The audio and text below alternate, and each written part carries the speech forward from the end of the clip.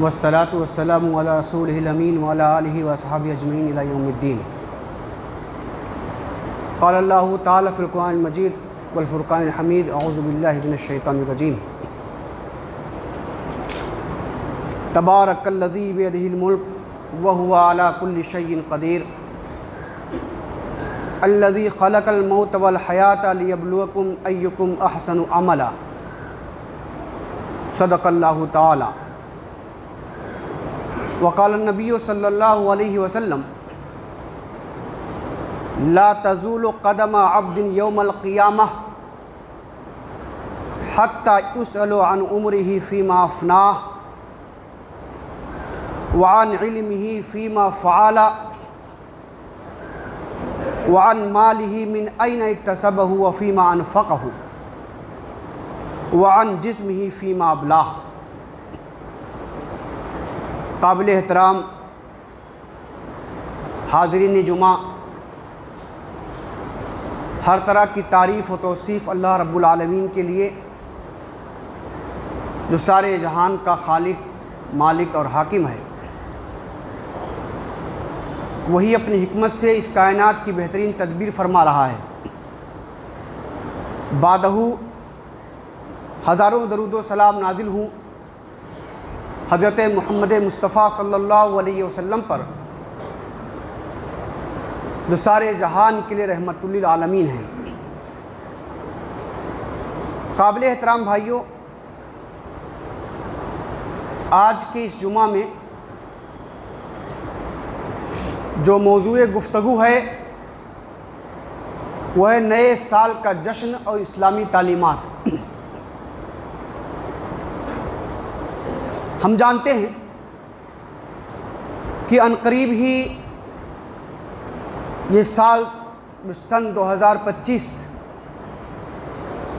ختم ہو جائے گا اور نیا سال 2026 کا آغاز ہوگا. بس 2-4 دن باقی ہیں اس کے ختم ہونے میں. قابل احترام بھائیوں، دنیا کا اگر ہم مطالعہ کریں تو معلوم ہوگا کہ اس دنیا نے جیسے جیسے ترقی کی ہے ویسے ہی انسانوں نے کلچر، آرٹ، تہذیب، فیشن کے نام پر نئے جشن ایجاد کیے ہیں، نئی تقریبات وضع کی ہیں اور نئے تہوار اور فیسٹیولز کا آغاز کیا ہے. نئے سال کا جشن بھی انہی ایجادات میں سے ایک ایجاد ہے. ہم دیکھتے ہیں آج کل یہ ہمارے مشاہدے میں ہے، آپ بھی جانتے ہیں کہ جب بھی نیا سال شروع ہوتا ہے تو گلیوں اور سڑکوں کو، مکانوں اور دکانوں کو رنگ برنگ لائٹوں اور کمکموں سے سجایا جاتا ہے. مختلف قسم کی تقریبات اور پروگراموں کا اہتمام کیا جاتا ہے. ناچنے گانے والیوں کو بلایا جاتا ہے اور رقص و سرود کی محفلیں گرم کی جاتی ہیں اور ان حرام کاموں پر بے تحاشا پیسہ صرف کیا جاتا ہے. 31 دسمبر کی رات 12 بجے کا انتظار کیا جاتا ہے اور 12 بجتے ہی ایک دوسرے کو نئے سال کی مبارکباد پیش کی جاتی ہے. ہر طرف نیا سال مبارک ہو، ہیپی نیو ایئر کی صدائیں بلند ہوتی ہیں. پٹاخے داغے جاتے ہیں، آتش بازیاں کی جاتی ہیں اور ہمارے بہت سارے نوجوان اس رات شراب و کباب کا جم کر استعمال کرتے ہیں. الغرض پرانے سال کے اختتام اور نئے سال کے آغاز پر یعنی 31 دسمبر اور 1 جنوری کی درمیانی رات وہ رات ہوتی ہے جس میں فحاشی اور عریانی کی تمام حدوں سے گزر جانے کی کوشش کی جاتی ہے. بے دریغ مال اور اوقات اور وسائل صرف کیا جاتا ہے مذہبی اور اخلاقی پابندیوں اور تعلیمات کو پاؤں تلے رونت دیا جاتا ہے، بلکہ عریانیت اور حیوانیت کا گندہ مظاہرہ کرنے کو اس تقریب کو آج کے زمانے میں نئے سال کا جشن، نیو ایئر سیلیبریشن کا نام دیا جاتا ہے۔ یہ جو کچھ میں نے بیان کیا ایسا نہیں کہ آپ واقف نہیں ہیں، یہ تو محض میں نے چند لفظوں میں، چند جملوں میں جو کچھ ہو رہا ہے اس کی ایک تصویر کھینچنے کی کوشش کی ہے، ورنہ آپ بھی اس سے واقف ہیں اور آپ کو معلوم ہے۔ واضح رہے کہ اس میں اسراف اور فضول خرچی، کفار اور مشرکین کی تقلید اور نعمت خداوندی کی ناقدری اور وقت کا ضیاع جیسے گناہ شامل ہیں۔ میرے بھائیوں، جب ہم نئے سال کی تاریخ معلوم کرتے ہیں کہ ایسی تقریبات کا آغاز کب ہوا، کیسے ہوا، اس کا پس منظر کیا ہے، تو جو کچھ معلوم ہوتا ہے میں بہت اس جانب بھی ہلکا اشارہ کر دینا ضروری سمجھتا ہوں۔ دراصل جب ہم تاریخ میں جاتے ہیں تو معلوم ہوتا ہے کہ اس نیو ایئر نائٹ کا آغاز 19ویں صدی کے بالکل شروع میں ہوا تھا۔ برٹش رائل نیوی فوجی جو تھے، جو بحری فوج تھی برٹش کی، یہ اس کے نوجوانوں کی طرف سے کیا گیا تھا۔ چونکہ ان نوجوانوں کا زیادہ حصہ سمندروں میں گزرتا تھا، زیادہ اوقات ان کے وہیں صرف ہوتے تھے، وہیں رہتے تھے، تو یہ لوگ سمندر کے تھکا دینے والے سفر سے بیزار ہو جاتے تھے، اکتا جاتے تھے، تو جہازوں کے اندر ہی اپنی دلچسپی کا سامان کر لیتے تھے، ایسے ایسے مواقع تلاش کرتے تھے جس سے انٹرٹینمنٹ کر سکیں، وہ اپنے دل کو بہلا سکیں وہ۔ تو یہ نوجوان تقریبات کے لیے نئے نئے مواقع تلاش کرتے تھے، نئی نئی چیزیں تلاش کرتے تھے۔ سالگرہ ہے، ویکینڈ ہے، کرسمس ہے، ان تمام چیزوں کا اہتمام وہ کرتے تھے، ان تقریبات کا اہتمام کرتے تھے۔ انہی کے درمیان کسی نے یہ کہا کیوں نہ ہم نئے سال کو بھی خوش آمدید کہیں، ویلکم کریں اس کا۔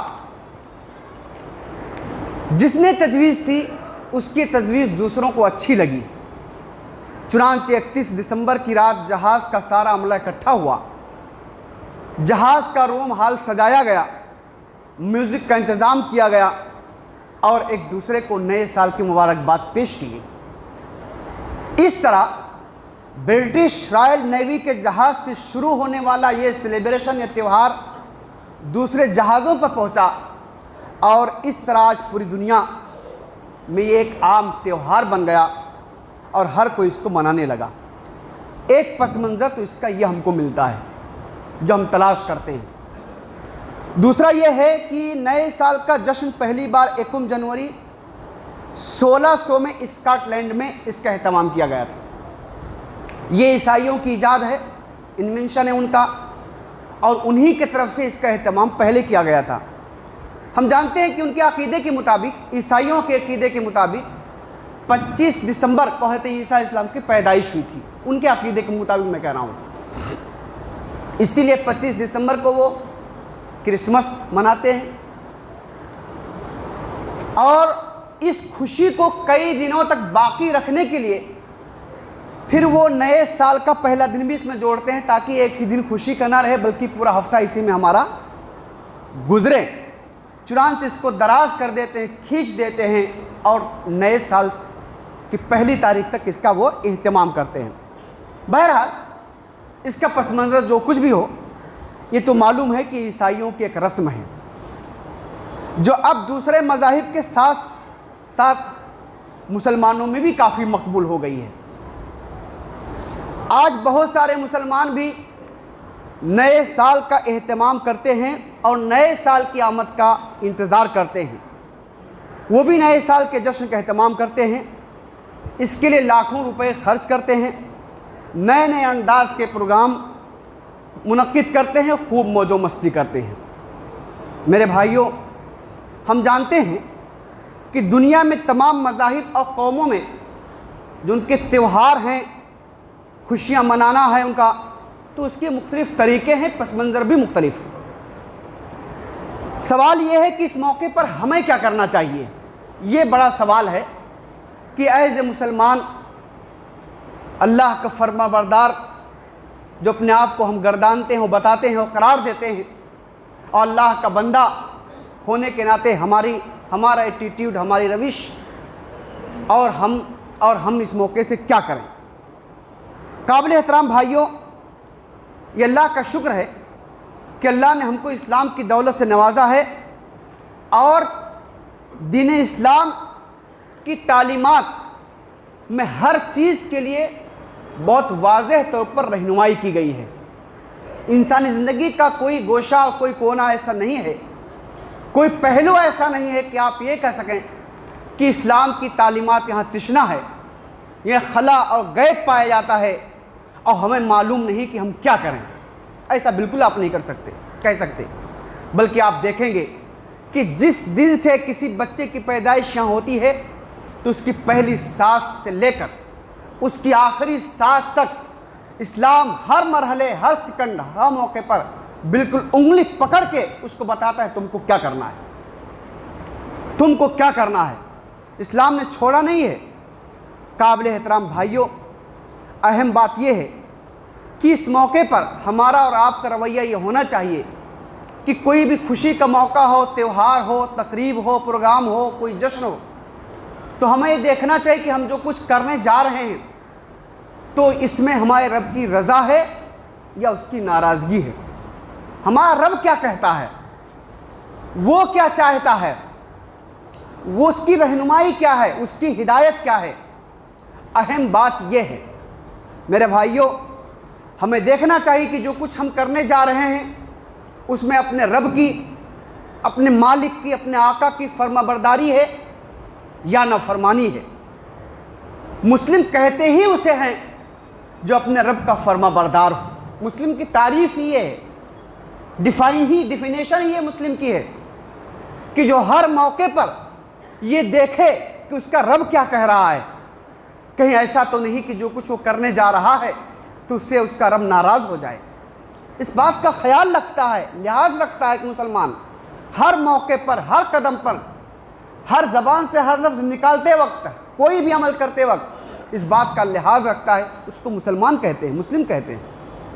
میرے بھائیوں، قرآن مجید میں بتایا گیا ہے کہ یہ جو ہماری زندگی ہے، جو اس وقت ہم کو ملی ہے، یہ زندگی عارضی ہے، فانی ہے، وقتی ہے۔ میرے بھائیوں، اس زندگی کا مقصد اللہ نے بتایا کہ آزمائش اور امتحان ہے۔ ابھی سورہ ملک کی جو آیت میں نے آپ کے سامنے شروع میں پڑھی ہے، اس میں اللہ نے فرمایا تبارک الذی بیدہ الملک، نہایت بزرگ اور بابرتر ہے وہ ہستی جس کے قبضے میں ساری بادشاہت ہے، ساری ملکیت ہے، ساری سلطنت ہے، سارا اقتدار اور اختیار ہے۔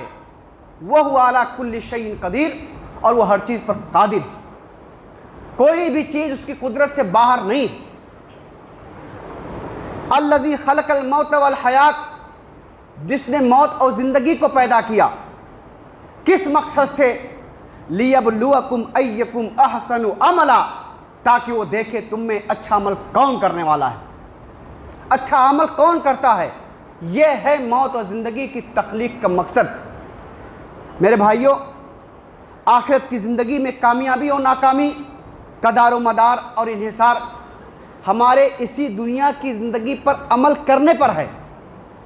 اللہ تعالیٰ قرآن مجید میں فرمایا وَأَلَّيْسَ لِلْإِنسَانِ إِلَّا مَا سَعَىٰ، انسان کو وہی کچھ حاصل ہوگا جس کے لیے وہ کوشش کرے گا، اور دنیا میں بھی انسان کو ہی ملتا ہے جس کے لیے وہ کوشش کرتا ہے، بغیر کوشش کے یہاں بھی کچھ نہیں ملتا ہے۔ اور آخرت کی ساری زندگی تو اس کا انحصار کوششوں ہی پر ہے، جو یہاں کی آپ کی کوششیں ہیں۔ وَأَنَّ سَعْيَهُ سَوْفَ يُرَىٰ، اور عنقریب تمہاری کوشش دیکھی جائے گی، تم نے کس قسم کی کوشش کی تھی، تمہاری کوشش کیسی تھی۔ ثُمَّ يُجْزَاهُ الْجَزَاءَ الْأَوْفَىٰ، اور تمہاری کوشش کا تم کو پورا بدلہ دیا جائے گا، پورا بدلہ دیا جائے گا۔ تو یہ ہے اس زندگی کا مقصد۔ میرے بھائیوں، آج جو مسلمان نئے سال کی آمد پر جشن کا اہتمام کرتا ہے، کیا اسے نہیں معلوم کہ اس نئے سال کی آمد پر اس کی زندگی کا ایک سال کم ہو گیا ہے؟ میرے بھائیوں، زندگی اللہ کی عطا کردہ ہے، اس کی ایک بیش قیمت نعمت ہے یہ. تو نعمت کے کم ہونے پر یا نعمت کے زائل ہونے پر یا نعمت کے ختم ہونے پر خوشی نہیں منائی جاتی. یہ عقل مندی کی بات نہیں ہے، یہ ہوش مندی کی بات نہیں ہے، حکمت کی بات نہیں ہے، یہ دانش مندی کی بات نہیں ہے، بلکہ افسوس کیا جاتا ہے. سب سے قیمتی چیز جو ہمارے پاس ہے وہ وقت ہے. اس سے بڑھ کر کوئی چیز ہمارے پاس قیمتی نہیں ہے. اس دنیا میں ہم سب کو جو وقت دیا گیا ہے وہ محدود ہے، لیمیٹڈ ہے. کسی شخص کو بھی ان لمیٹڈ لامحدود وقت نہیں ملا ہے، ایک مقررہ وقت ملا ہر ایک کو. میرے بھائیوں، اس محدود وقت کو استعمال کر کے ہی ہم اپنی آخرت کی زندگی کو بنا سکتے ہیں، سنوار سکتے ہیں. میرے بھائیوں، وقت کی اہمیت یہ ہے کہ وقت کو نہ خریدا جا سکتا ہے، نہ بیچا جا سکتا ہے. وقت کو نہ کرائے پر حاصل کیا جا سکتا ہے، نہ کرائے پر دیا جا سکتا ہے، اور نہ مقررہ وقت یعنی زندگی جو ہم کو ملی ہے اس سے زیادہ حاصل کیا جا سکتا ہے. یہ ہے وقت. میرے بھائیوں، یہ وقت ہر لمحہ کم ہو رہا ہے، گھٹ رہا ہے. کیلنڈر کا جو ورق آج پلٹ گیا، اب زندگی میں کبھی اس کو آپ دوبارہ نہیں پلٹ سکتے. اپنی زندگی میں آج کا سورج جو آپ کی زندگی میں طلوع ہو گیا، اب ہماری زندگی میں کبھی دوبارہ طلوع نہیں ہو سکتا ہے. گھڑی کی جو سوئی گھوم گئی اس کو آپ دوبارہ اپنی زندگی میں الٹا نہیں گھما سکتے ہیں. میرے بھائیوں، جو سانس ہم نے لے لی ہے اس سانس کو آپ دوبارہ واپس نہیں لا سکتے ہیں. جو سانس آ گئی اس کی موت ہو گئی. عامر عثمانی نے کیا خوب کہا ہے، عمر جتنی بڑھتی ہے اور گھٹتی جاتی ہے، عمر جتنی بڑھتی ہے اور گھٹتی جاتی ہے، سانس جو بھی آتا ہے لاش بن کے جاتا ہے. تو جو بھی سانس ہے اس کی موت ہو گئی. میرے بھائیوں، اس سانس میں زندگی نہیں ہے، آپ کو اس سانس دوبارہ نہیں مل سکتی ہے. میرے بھائیوں، تو ہمیں اپنی زندگی کے ایک ایک لمحہ کو، ایک ایک سیکنڈ کو، ایک ایک ساتھ کو کوشش کرنی چاہیے کہ بامقصد کاموں میں صرف کریں، اچھے کاموں میں صرف کریں، ان کاموں میں جس کی بنیاد پر آخرت میں ہم کامیابی کے مستحق ہو سکیں، ہم کو فلاح مل سکے، ہم وہاں پر کامیاب ہو سکیں. میرے بھائیوں، قرآن مجید کی چھوٹی سی سورہ اسرا ہے. عام طور پر ہم سب اس کو پڑھتے بھی ہیں، سنتے بھی ہیں، ہم کو یاد بھی ہوتی ہے. امام شافعی نے اس چھوٹی سی سورہ کے متعلق فرمایا کہ اس میں جو تعلیم دی گئی ہے، اگر یہ ایک سورہ ہی نازل ہو جاتی تو انسانوں کی ہدایت کے لیے کافی تھی. یہ سورہ، تو میرے بھائی، ایک چھوٹی سی سورہ ہے. اس سورہ میں اللہ نے زمانے کی قسم کھائی ہے، والعصر، زمانے کی قسم. امام راضی کہتے ہیں کہ عصر کا مطلب میں نے ایک برف بیچنے والے سے سمجھا ہے. برف بیچنے والے سے سمجھا. مصر کے بازار میں ایک برف فروش برف بیچ رہا تھا اور عجیب انداز سے آواز لگا رہا تھا. وہ شخص کہہ رہا تھا، لوگوں اس شخص کی حالت پر رحم کھاؤ جس کا سارا سرمایہ گھلا جا رہا ہے. برف اس کے سامنے رکھا ہوا تھا، وہ اس کا سرمایہ تھا. اس شخص کی حالت پر رحم کھاؤ جس کا سارا سرمایہ گھلا جا رہا ہے. تو یہ ہماری زندگی برف کی مانند ہے، لمحہ لمحہ پگھل رہی ہے، لمحہ لمحہ کم ہو رہی ہے. رحم کھائیے اپنے آپ پر، اپنی زندگی پر. یہ تو رحم کھانے کی کیفیت ہے. میرے بھائیوں، نہ کہ زندگی کو موج و مستی میں اڑانے کا موقع ہے. یہ رحم کھانے کی کیفیت ہے. اسی سورہ میں اللہ نے کامیاب ہونے والوں کا بھی ذکر کیا ہے. کون لوگ کامیاب ہوں گے؟ وقت کم ہے، آپ اس سورہ کا ضرور مطالعہ کیجئے. میرے بھائیوں، صحابہ کرام کا عمل یہ تھا کہ جب ایک دوسرے سے ملتے تھے وہ، اور ملنے کے بعد جب جدا ہوتے تھے تو ایک دوسرے کو سورہ عصر سناتے تھے. سورہ عصر سناتے تھے. جب ملتے تھے اور ملنے کے بعد جدا ہوتے تھے تو صحابہ کرام ایک دوسرے کو سورہ عصر سنا کے جدا ہوتے تھے. کیوں؟ اس سورہ میں بڑی اہم بات کہی گئی ہے. وہ چاہتے تھے کہیں ہم اپنی زندگی میں غفلت کا شکار نہ ہو جائیں، کہیں ہمارے مقصد سے ہماری نظریں اوجھل نہ ہو جائیں اور ہم ایسے کام مصروف نہ ہو جائیں جو بے مقصد کام ہوں. میرے بھائیوں، قرآن مجید میں اہل ایمان کی ایک نمایاں صفت یہ بتائی گئی ہے کہ وہ لغو کاموں سے دور رہتے ہیں. قرآن مجید میں پڑھیے، کئی جگہوں پر اللہ نے اس کا ذکر کیا ہے. سورہ مومن میں اللہ نے جو اہل ایمان کی صفات، آپ بالکل ابتدائی آیت پڑھیے 1 سے 10 تک سورہ مومن کی. سورہ فرقان کی آخری آیتیں پڑھیے آپ، اس میں اللہ نے کہا والذین هم عن اللغو معرضون. اہل ایمان کامیاب ہونے والوں کی صفت یہ ہے کہ وہ لغو سے دور رہتے ہیں. लघु क्या है, लघु पे गौर कीजिए आप, लघु पे आप तदब्बुर कीजिए, तफक्कुर कीजिए। लघु यानी ला यानी काम, ला हासिल काम, जिसका कुछ हासिल ना हो, जिस काम का कोई मकसद ना हो, वो काम। मेरे भाइयों, हदीस में अल्लाह के रसूल ने फरमाया मिन हुस्न इस्लामिल मर्इ तर्कुहु ला यानी। तिरमिज़ी की रवायत है कि एक मोमिन के इस्लाम की खूबी यह है कि वो लायानी कामों को छोड़ देता है, तर्क कर देता है, बेमकसद कामों को छोड़ देता है, तर्क कर देता है। एक मुसलमान के इस्लाम की खूबी ये है, उसकी क्वालिटी ये है, उसका हुस्न ये है। मेरे भाइयों, अभी जो मैंने आपके सामने हदीस पढ़ी है, उस हदीस की भी तज़किर मैं करता चलूँ। वक्त कम होता जा रहा है, वक्त ये भी पिघल रहा है बड़ी तेज़ी के साथ। आप मेरी हालत पर रहम खाइए, जो कुछ मैं कहना चाहता हूँ कह सकूँ। अभी जो हदीस मैंने पढ़ी है, अल्लाह के रसूल ने फरमाया क़यामत के दिन किसी बंदे के कदम अपनी जगह से नहीं हिल सकेंगे जब तक कि उससे 5 सवाल ना कर लिए जाएं। 5 इंपॉर्टेंट क्वेश्चंस हमारे इस एग्ज़ाम के हैं जो अल्लाह ताला बता रहा है। अगर किसी तालिब इल्म को यहाँ पर बता दिया जाए तुम्हारे एसएससी के एग्ज़ाम में 5 इंपॉर्टेंट क्वेश्चंस आने वाले हैं, तो क्या करेगा? उसी को याद रटेगा, याद करेगा। अल्लाह के रसूल बता रहे हैं 5 इंपॉर्टेंट क्वेश्चन तुम्हारी ज़िंदगी के। ये 5 सवाल ऐसे हैं जो क़यामत के दिन तुमसे किए जाएंगे और किसी के भी कदम नहीं हिलेंगे जब तक जवाब न दे ले। नंबर 1, अन उम्रिही फ़ीमा अफ़नाह, उसकी ज़िंदगी के मुतालिक किन कामों में उसने ज़िंदगी बसर की है, किन कामों कह, पहला क्वेश्चन, पहला सवाल। दूसरा, वन इल्मिही फ़ीमा फ़ाला, दूसरा उसके इल्म के मुतालिक, जो इल्म उसको था उस पर कितना अमल किया। और मैं बताता चलूँ कि इल्म जो दीन का है, ज़रूरी इल्म हम में से हर एक को हासिल है। ऐसा नहीं कि किसी मदरसे के फारिग तहसीली को हासिल है, बल्कि ये तो बहुत बुनियादी शऊर है जो अल्लाह ताला ने हर एक की फितरत में रखा है। खैर और शर का शऊर अल्लाह ने हर एक को बख्शा है, उतना इल्म हर एक को हासिल है। वान इल्मिही फ़ीमा फ़ाल, उसके इल्म के मुतालिक। दूसरा सवाल होगा वान मालिही मिन ऐन इक्तसबहु, उसके माल के मुतालिक कहाँ से हासिल किया।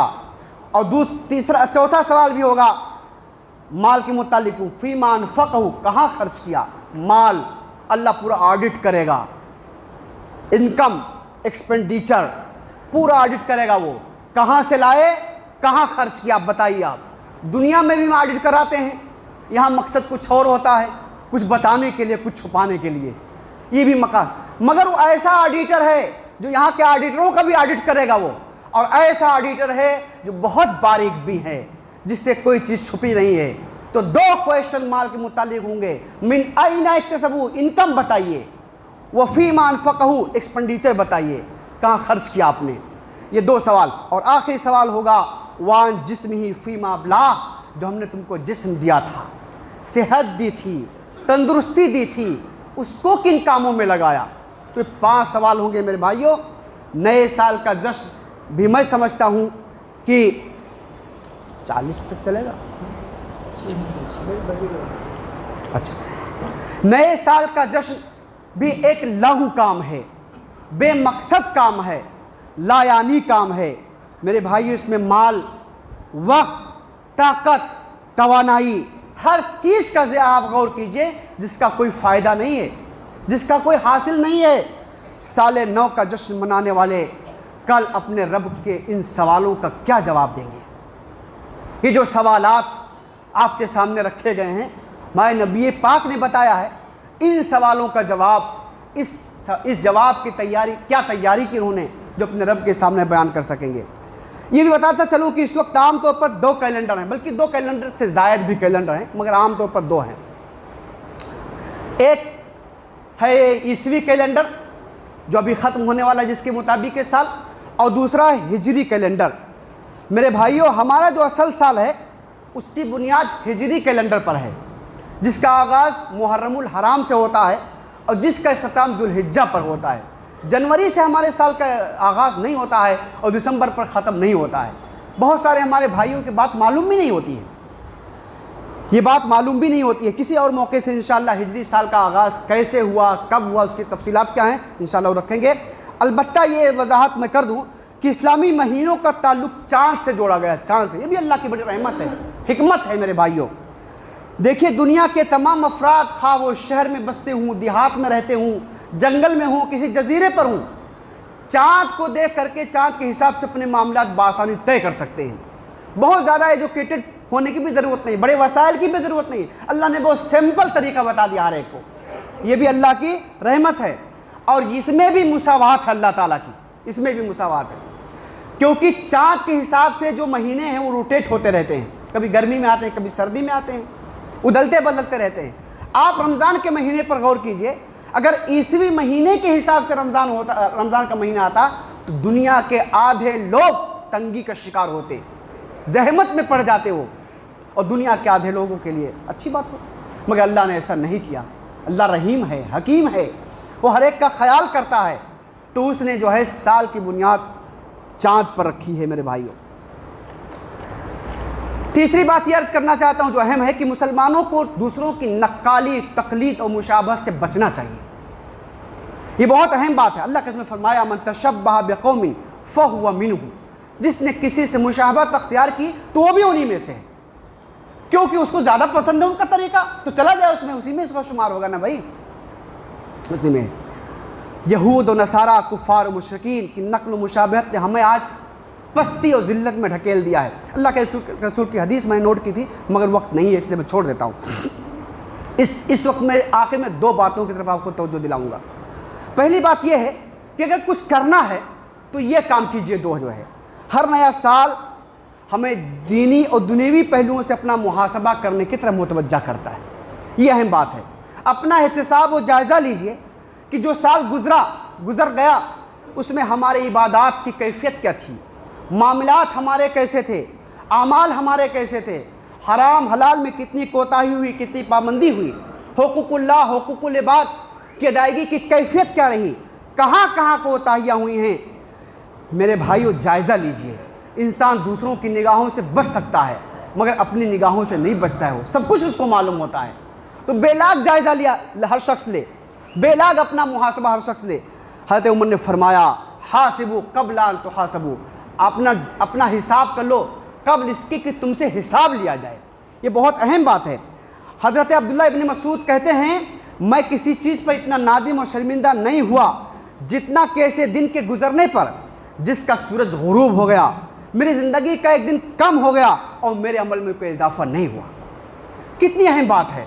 اللہ کا ارشاد ہے وانفقوا من قبل، چھوڑ دیتا ہوں اس کو، لمبی آیت ہے ترجمہ ہے۔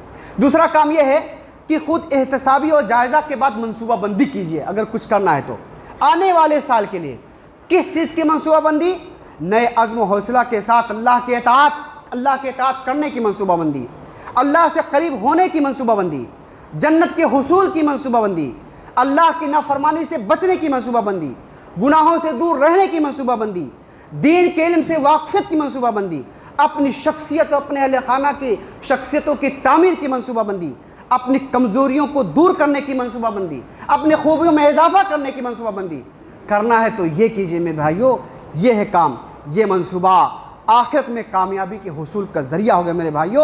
نبی کریم صلی اللہ علیہ وسلم نے فرمایا، آخری حدیث میں پیش کر کے اپنی بات ختم کرتا ہوں، اغتنم خمسا قبل خمس، پانچ چیزوں سے پہلے غنیمت سمجھو۔ شبابک قبل حرمک، اپنی جوانی کو اپنے بڑھاپے سے پہلے، وصحتک قبل سقمک، اپنی تندرستی کو، اپنی ہیلتھ کو اپنی بیماری سے پہلے، وغناک قبل فقرک، اپنی مالداری کو اپنی محتاجی سے پہلے، وفراغک قبل شغلک، اپنی فرصت کے لمحات کو اپنی مصروفیت سے پہلے، وحیاتک قبل موتک، اور اپنی زندگی کو اپنی موت سے پہلے۔ جزاک اللہ خیر۔ اللہ تعالی ہم سب کو حسن عمل کی توفیق دے۔ وآخر دعوانا ان الحمدللہ رب العالمین۔